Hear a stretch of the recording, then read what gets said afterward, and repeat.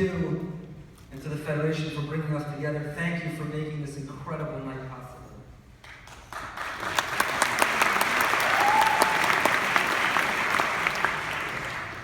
Can he unite the party? Can she unite the party? Unity is the buzzword. Unity is on everyone's mind. But tonight we're celebrating unity, not just to try to win in November with an agenda. Tonight we're celebrating unity to be winners together each and every single day. My friends, this evening I want to share with you what I believe is the secret to achieving that unity, to achieve harmony in our greater family, and to realize unity in our community and among all of our people. And the secret is that we have to learn to love everyone. We have to love everyone, even those that we don't like. We all have people that we don't like. Their personality grates on us. Their lifestyle may offend us. Their political orientation, their sense of style, their choice of music, the team they root for, the decisions they make. We can't relate to them. They disappoint us. We can't connect whatsoever. We don't like them. And that's okay. Because nowhere does it say that you have to like everyone. However, v'ahavta l'reacha kamocha. What it does say is that you have to love everyone. What's the difference between liking and loving? How can I be commanded to love? Love is an emotion. It's not something you can legislate. It's not something you can regulate. What is this command? Love your neighbor as yourself. And I think the secret, I think the answer, I think the key is as follows. Like is an emotion. I like people I admire. I like people I'm similar to. I like people I relate to, I connect with. Like is an emotion. But love is not an emotion. Love is a decision. Love is a verb. Love doesn't describe how I feel. Love describes what I do, how I treat people. Am I giving and thoughtful and caring, and kind and courteous and devoted? Am I loyal? The Hebrew word for love is ahava, whose root, the Aramaic root hav, means to give. Because love is a verb. Love is the result of giving to one another. When we invest in one another, when we go out of our way for one another, when we're kind and loyal to one another, we have planted a piece of ourselves in the other. We have built a bridge that connects us. And that's why the Hebrew word ahava, love, and echad, one, are the same numerical value. Because the way you become one with another is when you act with love. Love is not an emotion. It's a decision. Love doesn't describe a feeling. It describes a behavior. Almost everyone,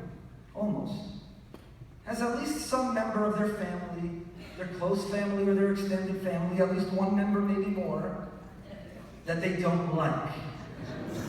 I know no one here can relate to it, but you have neighbors.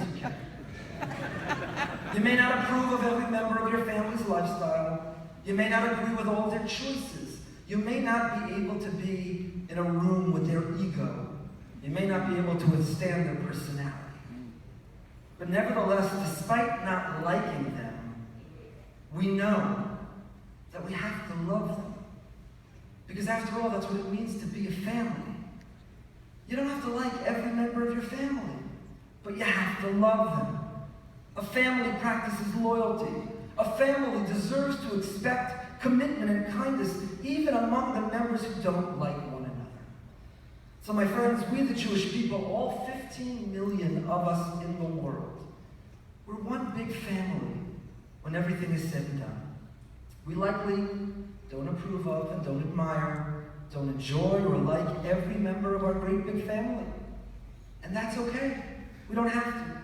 We don't have to like them, but we must love them. And that's how we will achieve Avas Yisrael. That's how we get to the level of loving all Jews. You know, I'm going off script for a moment, but I came in tonight and I saw somebody that a few years ago I had a heated debate. It was a debate about policy. We disagreed about something about the Jewish community, and it was heated. And I confess, we left it as a heated exchange and it sat.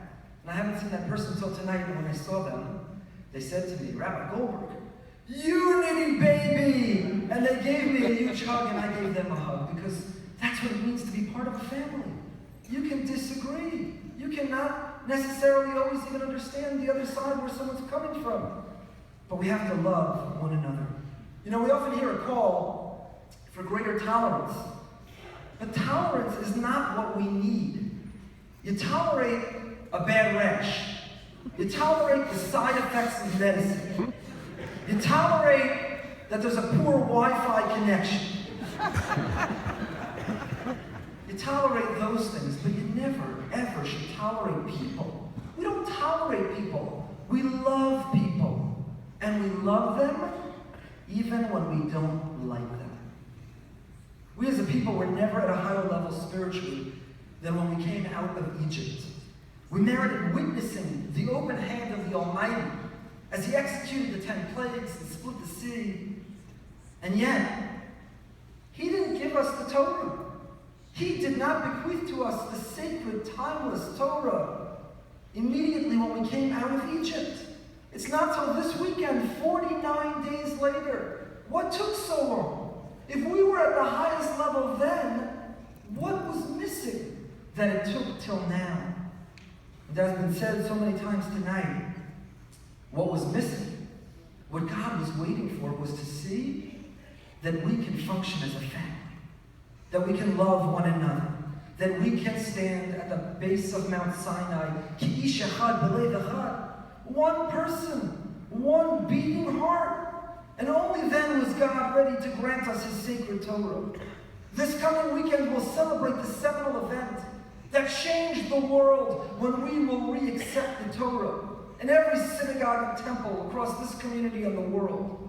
The prerequisite now, as it was then, is the capacity to show God, to show our Father, that we can get along with and love all of His children, the ones we like, and even the ones that we struggle to like. There can be no holiday of Shavuos without first observing Unity Day. Rav Aryeh Levin was known as the tzaddik of Yerushalayim. He was the righteous, the great man of Jerusalem. He was incredibly pious and kind. He was an outstanding scholar. He was known to visit all of the prisoners languishing in British prisons before the founding of the state. Rav Aryeh Levin lived in the quaint area of Nachlaot. You may have walked its alleys right behind the Shuk Machane Yehuda. And there was a young man that grew up in his neighborhood who Rav Aryeh Levin knew well. But he felt after time that the boy was avoiding him. One day, the boy happened into Rav Aryeh Levin.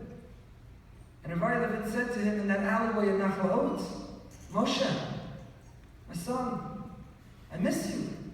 I can't help but feel you've been avoiding me. Tell me, how are you? Where have you been? The young man looked down and he sheepishly replied, you know, Rebbe, Rabbi, it's true. I have to admit I've been avoiding you. You know my family. You know the way I was raised and the way I grew up. That I was observant, raised in a righteous family, but I've left the observant life. I've taken off my kippah. I took off my yarmulke. And I was embarrassed to see it. Rav Aryeh Levin, the righteous man of Yerushalayim, he took the young man's hand into his own. And he looked at him and he said, my dear Moshe, you have nothing to worry about. I am a very short man. I can only see what's in your heart. I cannot see what's on your head. My friends, on this Unity Day, as we count down to receive the Torah anew, let's all pledge to be a little shorter, like Rav Aryeh Levin. Let's only look at what's in our brothers and sisters' hearts, not what's on their heads, not the externals of them. but let's see their Jewish soul, their Jewish spark, their Jewish heart. Let us strive not just to tolerate one another, but to practice love even with those we don't like, and in that way, to revisit that fateful status, to once again be one people